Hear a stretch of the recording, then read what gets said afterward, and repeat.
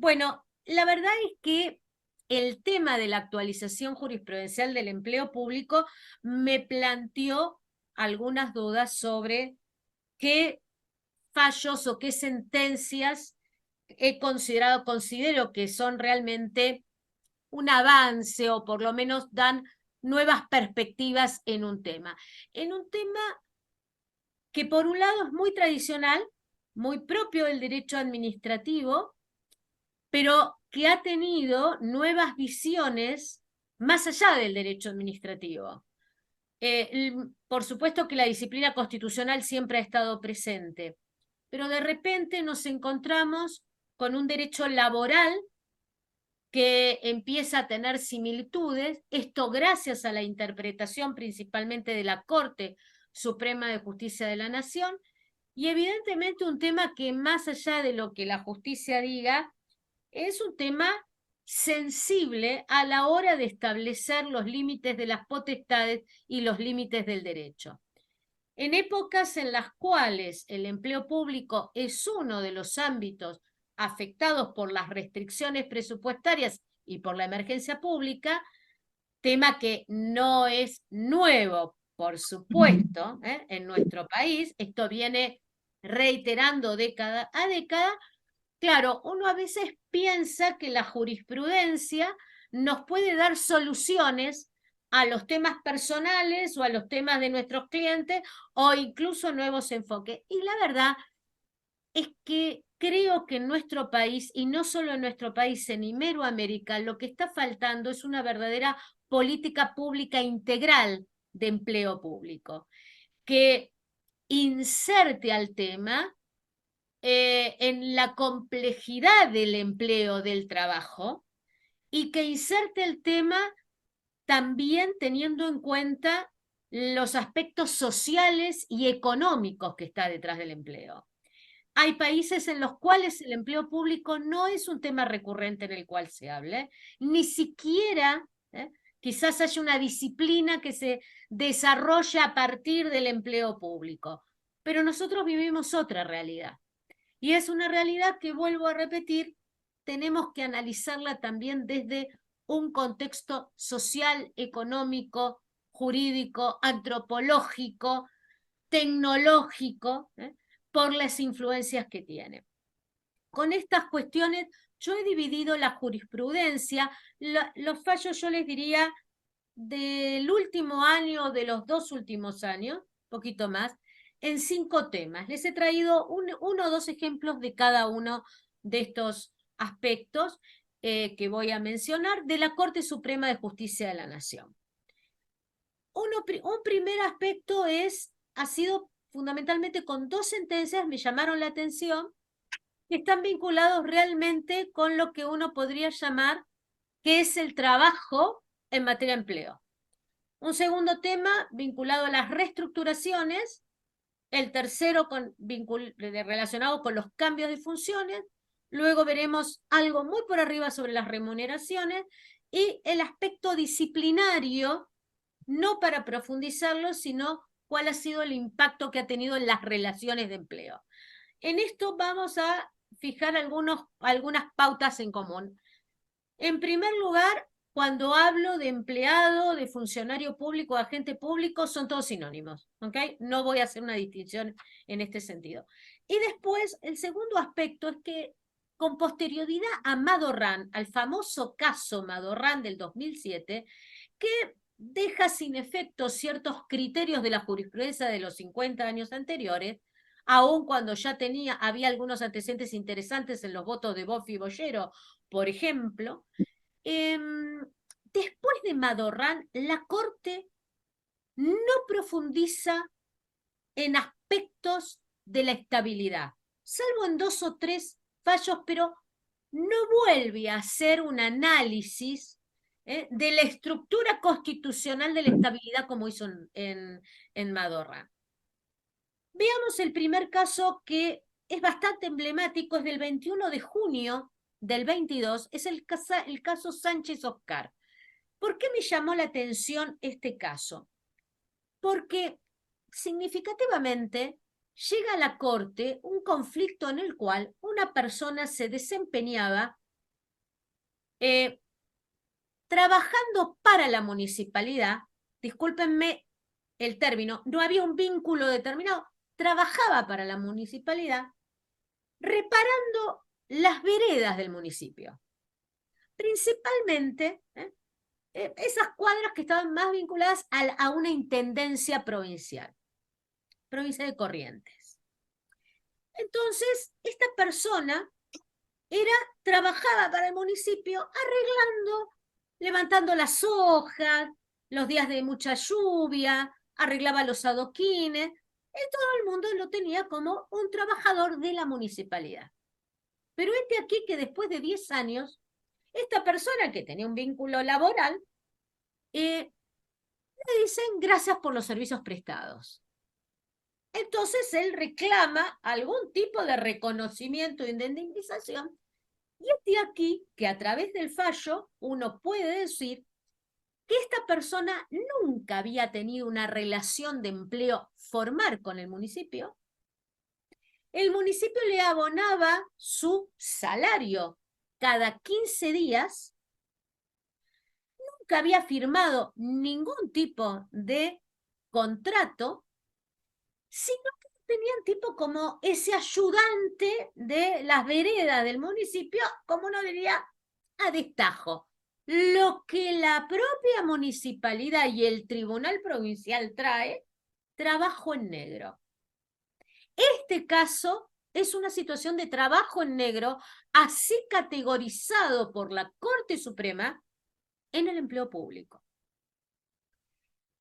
Lo interesante es este dato, el trabajo en negro. Claro, no había ningún contrato, no había, y le pagaban cada 15 días. Uno diría, bueno, le pagarían casi seguro con una caja chica. Pero lo que no pudo reconocer el municipio, y esto lo destaca, por supuesto, el tribunal, es el derecho que le correspondía a esta persona, el cual todos los vecinos del municipio veían trabajando para el municipio. Entonces, ni siquiera había un problema probatorio que podían darse en otras situaciones. Realmente trabajaba para el municipio. La Corte en esto dice, bueno, a ver, tengamos en consideración que no puede haber un trabajo negro en esta situación, que había un pago y que por lo tanto él tenía una legítima expectativa, y acá cita el caso Ramos del año 2009, una legítima expectativa en que el trabajo iba a seguir de esta forma. Nunca se preocupó él para formalizar el contrato, porque la habitualidad del trabajo hacía que él aceptara esa condición, pero esa condición que él aceptaba no le quitaba en definitiva que detrás del vínculo había un empleo público. Dato para destacar, que me parece importante. Segundo fallo, muy brevemente, y es un caso que no tiene que ver con empleo público. Es el caso Ortiz. ¿Por qué lo traigo a colación? Ortiz es del 23 de agosto del 2018, porque llamativamente se trataba de un caso, Ortiz contra otra persona, de personal doméstico. Y la Corte expresamente dice que el artículo 14 bis de la Constitución Nacional regula el derecho al trabajo, incluyendo en esta previsión todas las actividades de públicas como privadas, y dentro de las privadas el personal doméstico.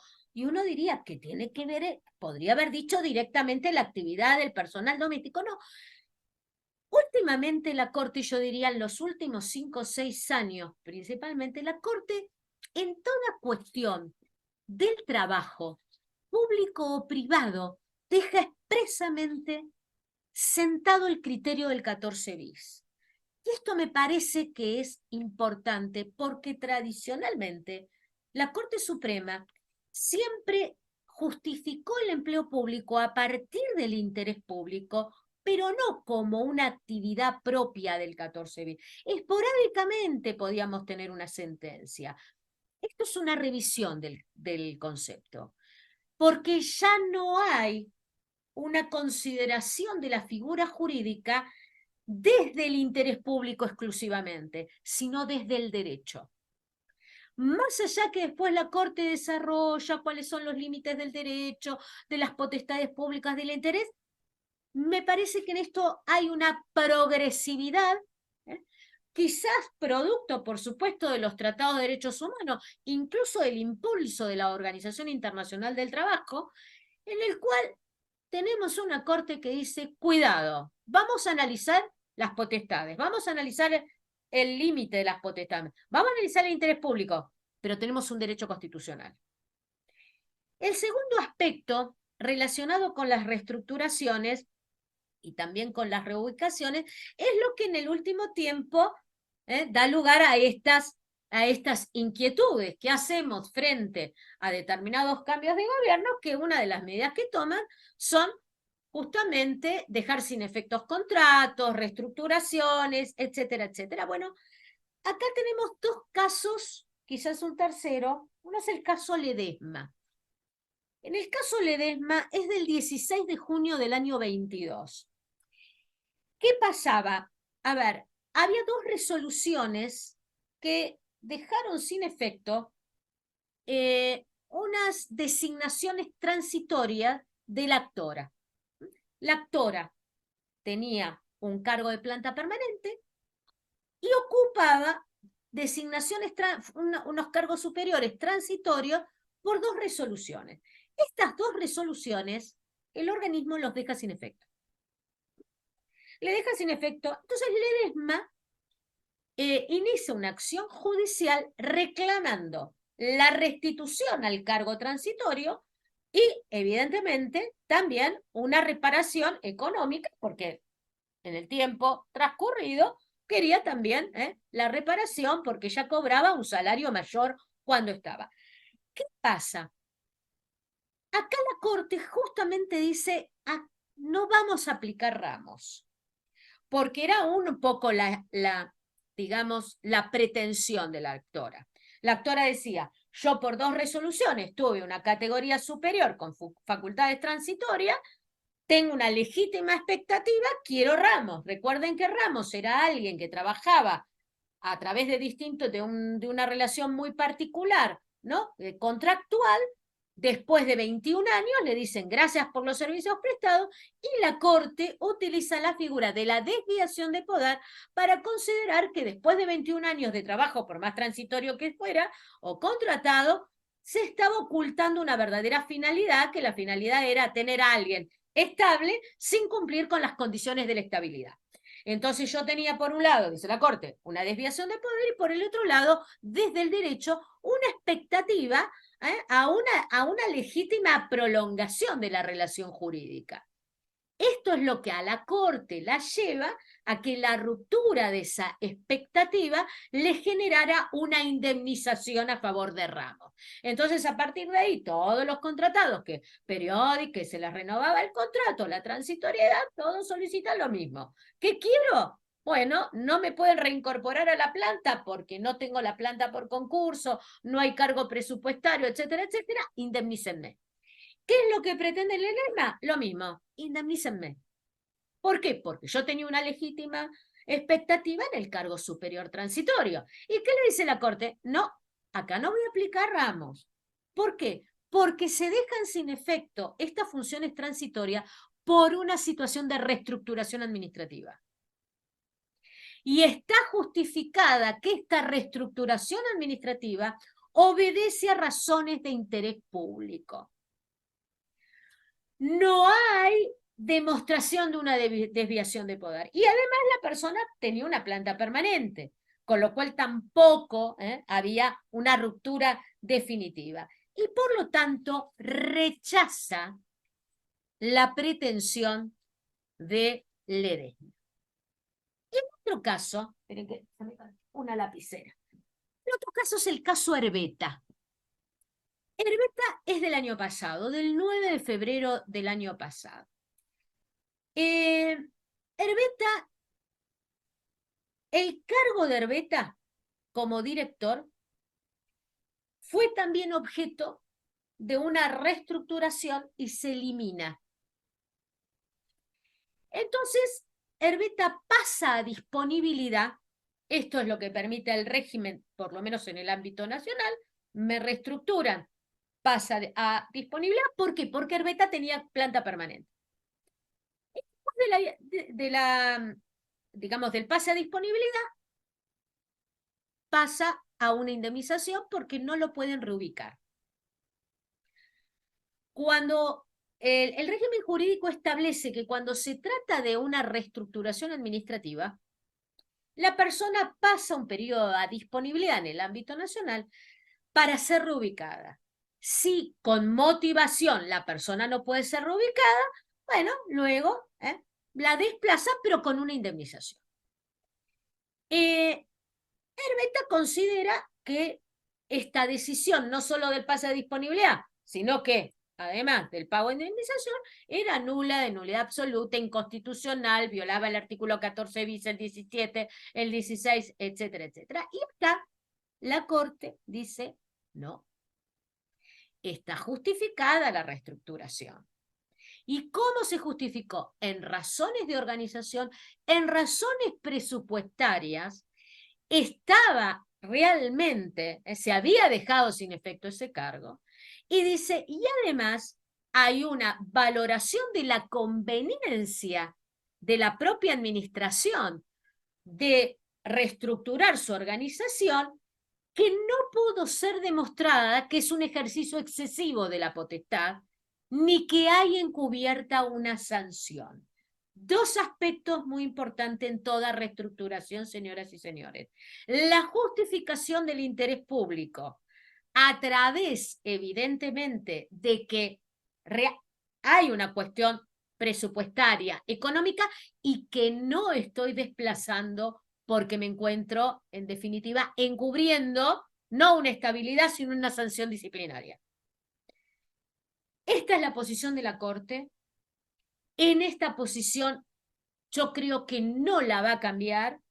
Es una posición acorde con la interpretación y vuelvo a repetir, razonabilidad, proporcionalidad, la justificación del interés público en el acto, ¿ok? Hay una cuestión probatoria a cargo de quien está afectado por la reestructuración y demostrar que no estoy discriminando o desplazando a alguien por una cuestión disciplinaria. El otro caso, también muy interesante, ténganlo en cuenta, es el caso Escalona. El caso Escalona contra Renatea, sí, era la Renatea, ahora que me acuerdo, es del año pasado. ¿Y por qué es importante? Fíjense ustedes, se trataba de un convenio colectivo que se había firmado en su momento, en el cual se le daba la posibilidad a los empleados de determinado organismo, de este organismo, se le daba la posibilidad de que frente a una reestructuración fueran reubicados a otro ámbito de la administración o se los indemnizara. Es de aquí que el organismo tiene reestructuración, se transforma, tiene una transformación total y se firma un acta acuerdo con posterioridad a ese convenio, que era general, un acta acuerdo entre el gremio y el ministerio, en el cual se decide en ese acta acuerdo que todos los empleados que quedaban afuera por la reestructuración iban a ser indemnizados. ¿Y Escalona qué dice? No, queridos. Yo tengo un convenio colectivo de trabajo que está en una categoría superior jerárquicamente a un acta acuerdo. Y ustedes me están imposibilitando a través de esta nueva acta a que yo sea reubicado. Y la Corte hace lugar a lo de Escalona.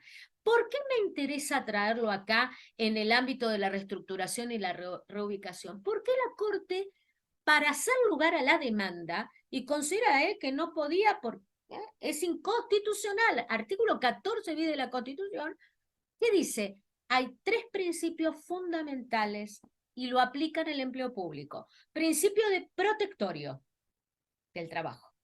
Principio de progresividad, que es fundamental, y principio de no discriminación. Ténganlo en cuenta porque estos tres principios la Corte, vuelvo a repetir, insiste en materia de empleo público para aplicar. Tercera situación. Cambio de funciones. Como ustedes saben, y desde antaño, desde que la corte es corte, siempre la potestad de variación en el empleo público estuvo, yo no diría por encima de los derechos, pero siempre estuvo valorado desde el interés público, evidentemente, y salvo que fuera una arbitrariedad manifiesta, porque había que decirlo así,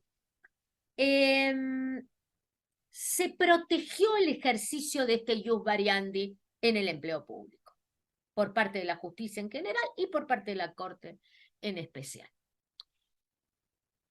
Hay algunos casos en los cuales sí la Corte se ha inmiscuido en esto y ha frenado este ius variandi. Hay un viejo caso, Olavarría, donde la Corte fundamentalmente no hizo lugar a la demanda, protegió el ius variandi, pero ¿saben en qué aspecto la Corte ha tenido mucho cuidado? En el caso del ius variandi, cuando se tratan de empleados protegidos en realidad por su condición de representantes gremiales. Acá la Corte ha sido muy cuidadosa en justificar este ius variandi. Y uno de los casos es el caso Alaguibe. Este caso Alaguibe es, perdón, no, el caso Salguero, me equivoqué. Alaguibe lo vamos a ver ahora. Del 7 de diciembre del 23. Ustedes saben que ese caso Salguero a mí me interesó mucho porque,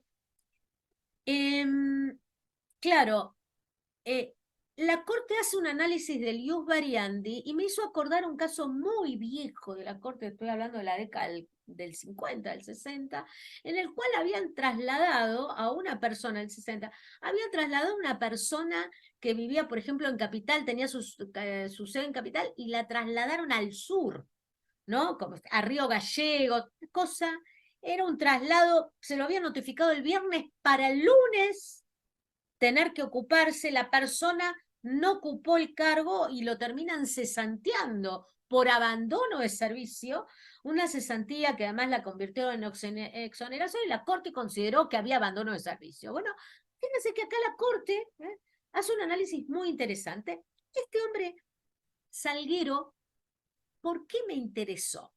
Usted dirá, pero es un caso contra Telecom. Bueno, porque este caso, la Corte venía ya en el caso Rizzo, doble Z, del año anterior, lo había más o menos tenía el mismo enfoque que con Telecom.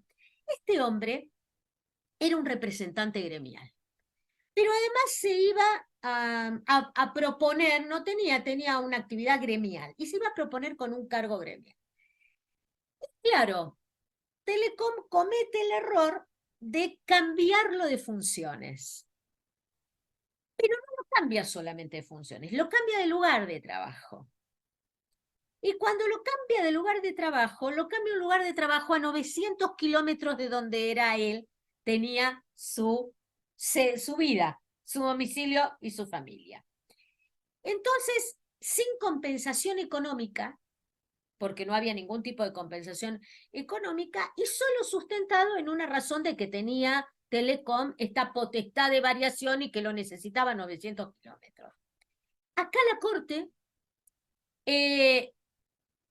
justamente dice, esto en realidad, ¿qué pasa? Él no se presenta a trabajar, por lo tanto no acepta el nuevo lugar y se lo despide con causa por el abandono de servicio. Y acá la Corte habla del abandono del servicio y dice, bueno, mire, el despido es un despido discriminatorio.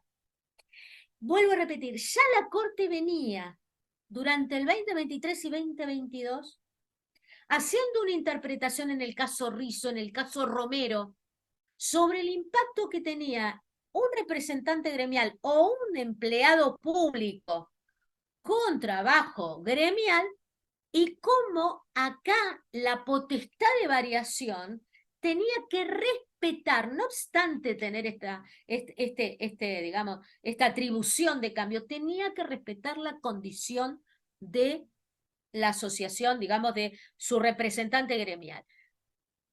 Por supuesto que puede cambiarlo, en la medida en que demostrara que no lo afectaba, que le mantenía lugares y que acá hay un dato importante, no le impedía el ejercicio de su actividad gremial. Entonces, este caso con Telecom me pareció muy interesante para traerlo igualmente, porque va de la línea del empleo público, aplica el mismo criterio la Corte, es el mismo criterio y toma en cuenta dos aspectos. La irrazonabilidad de la medida para un traslado no solo de funciones, pero además que esa medida, cualquiera fuera el empleador, implica un obstáculo para el ejercicio de la actividad gremial. Para tener en cuenta, vuelvo a repetir, el tema del ius variante. En el caso Alaguibbe, que era el otro que quería mencionarles, acá no tengo un problema de gremio, es un caso del 17 de agosto del 23. Y se dio un caso muy particular. Resulta que esta persona, Alaguibbe, tenía una función determinada en una jefatura. Y la sacan de la jefatura. Le conservan la categoría. Empleo público, le conservan la categoría, era en la FIP, y ella evidentemente recurre esta decisión de cambiarla de lugar. Ella tenía una jefatura, por más que le habían conservado la categoría, y la Corte rechaza la demanda. ¿Y por qué? Resulta que esta persona había tenido cierto inconveniente durante su jefatura que había justificado una pérdida de confianza por parte de la administración. Esta pérdida de confianza por ciertas actitudes que había tenido esta persona, ciertos comportamientos, había llevado a que la sancionaran con 5 días de suspensión. Por supuesto, un procedimiento disciplinario, o sea, una defensa, etcétera, etcétera. Después de estos 5 días de suspensión, la mantienen en otro cargo, pero le sacan la jefatura. Entonces ella dice, este cambio de funciones implica otro tipo de sanción. Y acá la Corte dice, no. La sanción ya había sido aplicada. Y la justificación de la sanción fue una pérdida de confianza. Ella no podía seguir manteniendo esa jefatura porque durante el ejercicio de esa jefatura, ella tuvo un comportamiento irregular que dio lugar a una sanción. Entonces lo que hay es una reubicación. La Corte entendió que era un ejercicio de una potestad de variación propia, además de la potestad de supervisión, de organización de la tarea, que esto me parece que es importante, supervisión, organización de la tarea, y que además lo relaciona con la condición de idoneidad. Con lo cual acá tenemos que en materia del ius variandi hay dos aspectos fundamentales. La función que ocupa la persona y este interés público en mantenerla o no, y la relación con otros tipos de derechos, como el derecho que tiene de la actividad gremial, y por el otro lado también las cuestiones de idoneidad, que en materia de idoneidad no dejen de ir al caso, aun cuando no coincido, al caso Galíndez. Es un caso del 9 de noviembre del 2017. Un concurso en el cual la Corte confirma una designación dentro de un concurso, la elección dentro de un concurso, que no era la máxima categoría, y la Corte hace una interpretación que dice que la idoneidad no quiere decir la máxima capacitación intelectual o técnica, sino que la idoneidad del artículo 16 está vinculada con todas las condiciones y requisitos que debe cumplir una persona para el cargo. Una interpretación con la que no concuerdo del todo, pero si tienen un tema de idoneidad, es una sentencia de hace 6 años un poquito más, que vale la pena.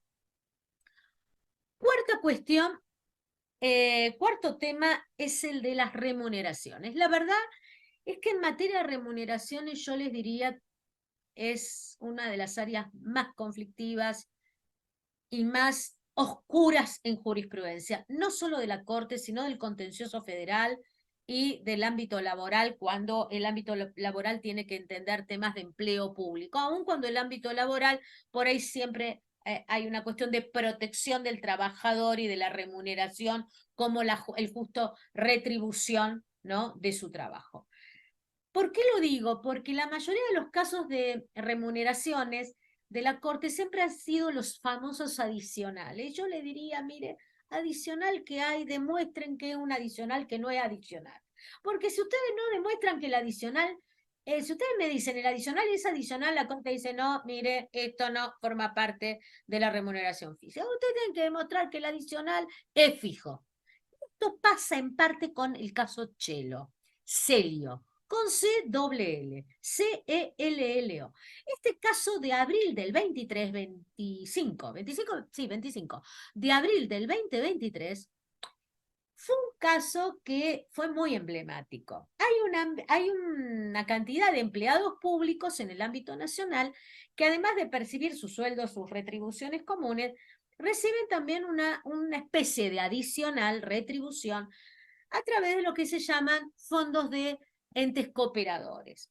Estos fondos que recibe la Administración Nacional Central de los entes cooperadores está destinado, según las propias normas que los crearon, por ejemplo, la Cámara de Automotora, CARA, ¿no? Registro de la propiedad inmueble, boletín oficial, etcétera, etcétera, está para la capacitación.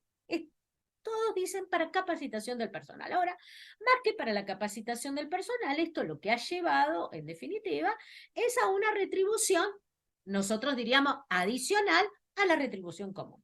¿Qué pasa? Bueno, Chilo cobró la retribución esto por los entes cooperadores durante años. Y claro, llega un momento en el cual la persona, planta permanente, o se jubila, ¿no? O se va o recurre y tiene una indemnización y solamente le reconocen la remuneración habitual que cualquier empleado tiene. Y la Corte dijo, mis queridos, esto no es un adicional. Esta es una retribución fija. Esta es una retribución mensual. Y la palabra que se utiliza es habitual. Así que si ustedes tienen que reclamar por un adicional, les diría la palabra es habitual. Si se cobra habitualmente, si tiene las reglas propias de un salario, si viene sin interrupción y es habitual, el caso se lo vendría a ser esta especie que quiere ser de incentivo, que no es incentivo, sino que es una remuneración mensual. Después hubo otro caso menos feliz para la persona que lo inició, que es el caso Poggio. El caso Poggio en realidad es María Marta, porque en realidad fue contra la Procuración General, ¿no? Y Poggio había ocupado un cargo interino de fiscal. Había tenido una subrogancia, en realidad era una fiscal subrogante. Y ella reclamó la diferencia salarial. Y el procurador general dijo no.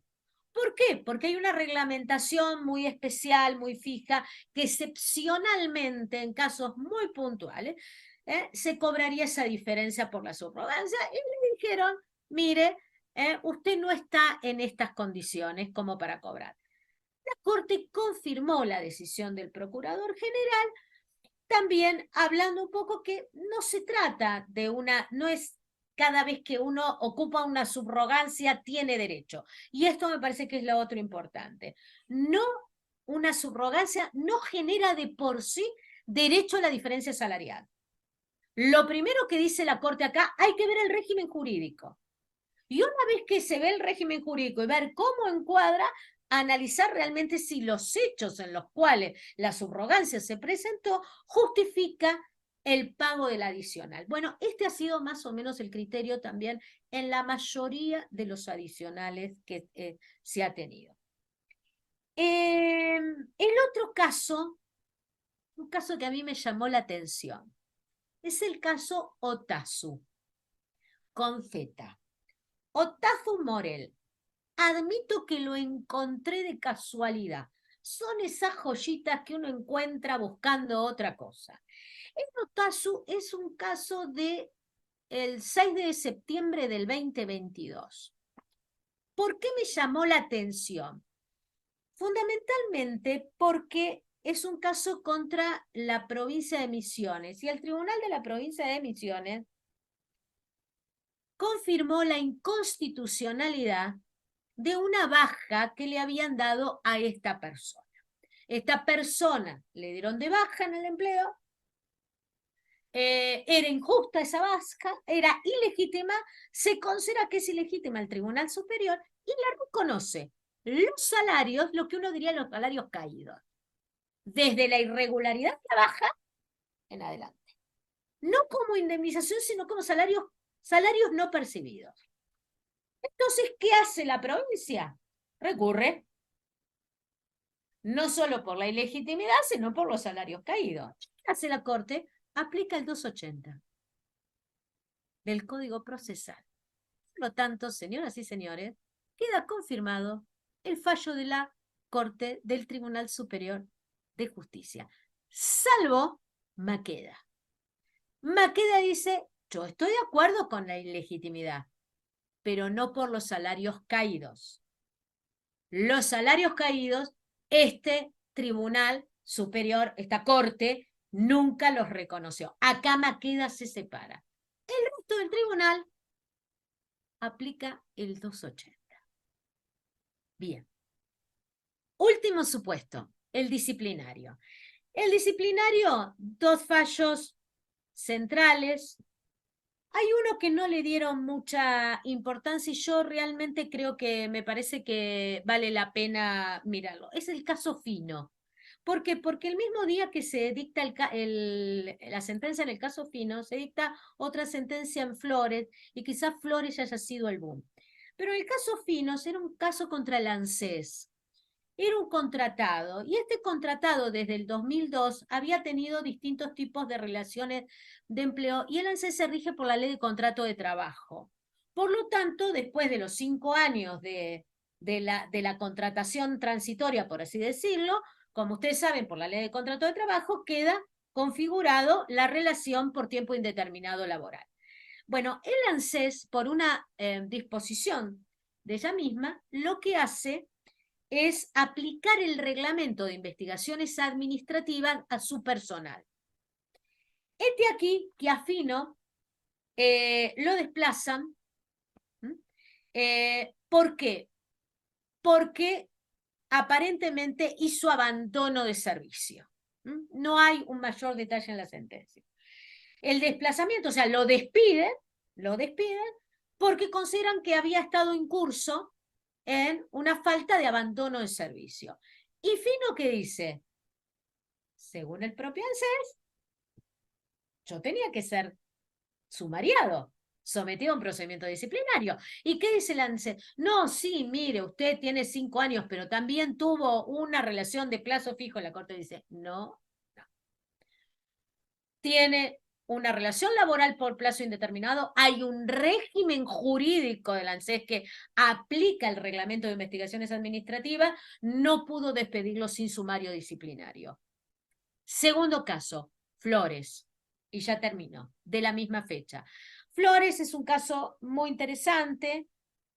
Flores era en realidad una transitoria, una persona que había sido contratada un año antes y que en el acto administrativo por el cual se la deja sin efecto, se expresa la motivación de dejar sin efecto la designación, era justamente ciertos comportamientos que había tenido con la atención al público, con sus propios compañeros, más quejas de sus superiores. Con lo cual, acá la Corte, siguiendo el criterio de la Procuración General, lo que dice, de la Procuradora General, dice, bueno, a ver, acá lo que se está imputando es una conducta irregular. Esto debió haber sido investigado. Esto debió haber sido, en última instancia, motivo de un descargo. Y por lo tanto considera que es ilegítimo el desplazamiento. ¿Por qué dio tanto que hablar Flores? Porque Flores no tenía planta permanente. Y como no hay un régimen en el ámbito nacional que someta a los contratados o a los transitorios o a los temporarios a una investigación administrativa, dice, bueno, ahora todos los contratados tienen que tener sumario para desplazarlos. No, no, no. No se me tiren a la pileta. El caso es muy puntual.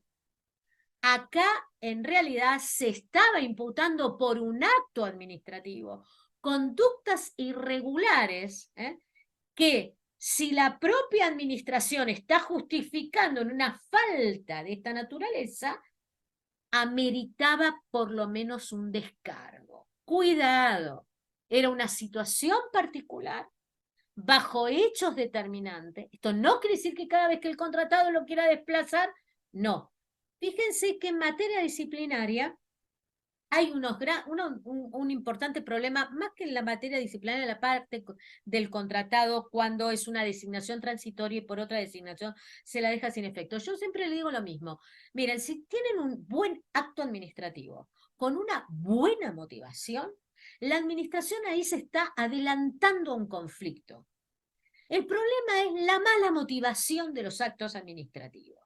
Fíjense que acá, todo lo contrario, la motivación era tan clara, tan expresa, tan sincera, tan transparente, que es la motivación la que generó la ilegitimidad del acto.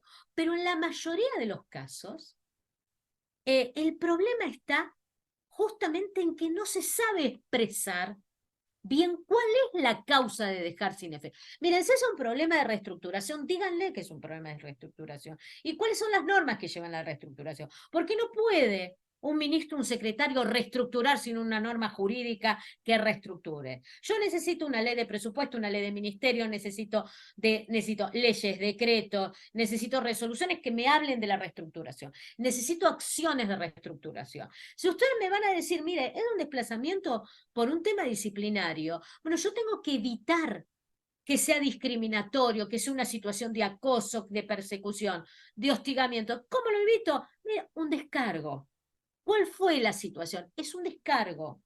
Es a justificar que yo no estoy acosando, ni hostigando, ni discriminando, sino que tengo una situación dentro del ámbito del principio de transparencia que justifica justamente este desplazamiento. El otro caso, y es el último caso, es anterior a este, es del 6 de diciembre del 2022, Ramos Villaverde. ¿Por qué me llamó la atención? Porque la Corte deja sin efecto, fue contra el Estado Nacional, el Ministerio de Justicia, dejó sin efecto la sentencia de la Sala 3 de la Cámara Contencioso Administrativo Federal, que había dejado sin efecto una cesantía. La Corte consideró que se había basado en una pericia informática poco concluyente y que había datos precisos de que la persona, en definitiva, había manipulado datos informáticos, que había puesto en riesgo también la información del propio ministerio y confirmó la cesantía en este caso es un caso muy puntual, había confirmado la cesantía. En síntesis, como ustedes verán, hay un abanico de situaciones. Yo creo que seguimos con los criterios tradicionales, pero vuelvo a repetir, ya aplicados con un nuevo camino que se nos abre, tomar en cuenta el derecho del empleo público como un derecho al trabajo. Y esto me parece que es importante en la interpretación de las potestades. Principio de razonabilidad y de proporcionalidad van de la mano a la hora de demostrar, por ejemplo, el ius variandi o modificaciones salariales.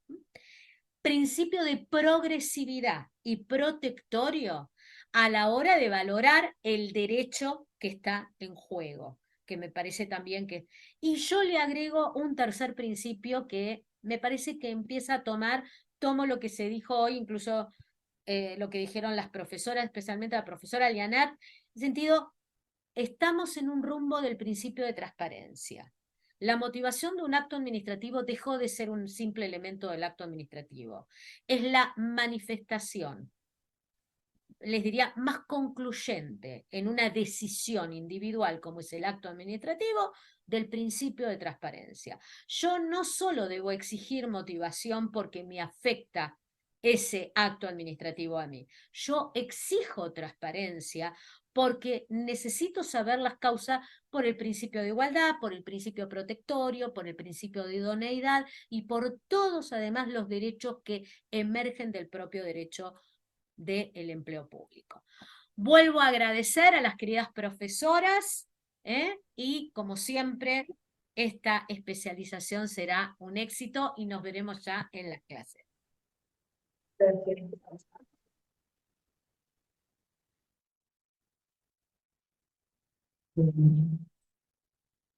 Miriam, bueno, muchísimas gracias. Muchísimas gracias, Miriam. No sé cómo está tu tiempo, si hay alguna inquietud, algún comentario, si alguien necesita alguna ampliación. Si no, te agradecemos muchísimo tu participación. Y sí, como siempre, muy clara. A ver. No, yo quisiera... usted al principio comentaba la cuestión del artículo 14 bis. Hace poco, relativamente poco tiempo, me tocó intervenir en el despido de un agente municipal de un municipio acá en la provincia de Santa Fe, por el cual el intendente anulaba su designación. Entre otros motivos porque esa designación por decreto en la planta permanente, que se había hecho con respaldo de lo establecido por la Ley de Empleo Público de la provincia de Santa Fe para municipios, no se había realizado por concurso esa designación, ¿no es cierto? No había concursado para que se la designe en el cargo.